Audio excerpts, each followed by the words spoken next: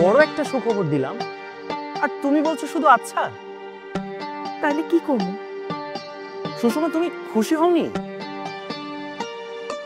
জানি না। নাকি তুমি অন্য কাউকে? দেখো, এসব ব্যাপারে আমি অনেক লিবারেল। তোমার যদি অন্য কারোর সাথে রিলেশন থাকে তুমি আমাকে বলতে পারো। আরে বাবা, ভয় পাওয়ার কিছু নেই। আব্বাকে ম্যানেজ করার দায়িত্ব আমার। আমি নিজে ওই ছেলের সাথে তোমার বিয়ে দিব। না না, ওইরকম কিছুই নাই। তাহলে কি তুমি আমাকে পছন্দ করো না? আমি আসলে আপনারা নিয়ে ওইরকম কিছু ভাবি নাই ছোট সাহেব। ওই যে, আরে আবার ছোট সাহেব।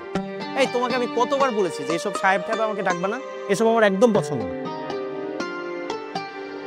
আসলে ছোটবেলার অভ্যাস তো, এত সহজেই কি মন থেকে মুছে দেওয়া যায়? যায়।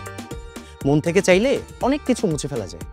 আচ্ছা, তুমি আমাকে একটা কথা বলো তো, আমাদের বিয়ের পর তুমি কি আমাকে এসব ছোট সাহেব বলে ডাকবে, নাকি তুমি করে ডাকবে, আমার নাম ধরে ডাকবে, কোনটা? আপনি যে কি কন্যা ছোট সাহেব। এনিওয়ে, আজকে কিন্তু তোমাকে অনেক সুন্দর লাগছে।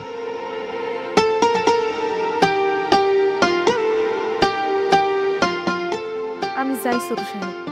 আরে দাঁড়াও, যাবেই তো। আমি কি তোমাকে আটকে রেখেছি নাকি?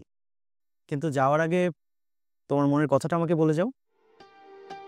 বুঝি নাই। ওই যে, তুমি আমাকে ভালোবাসো কিনা?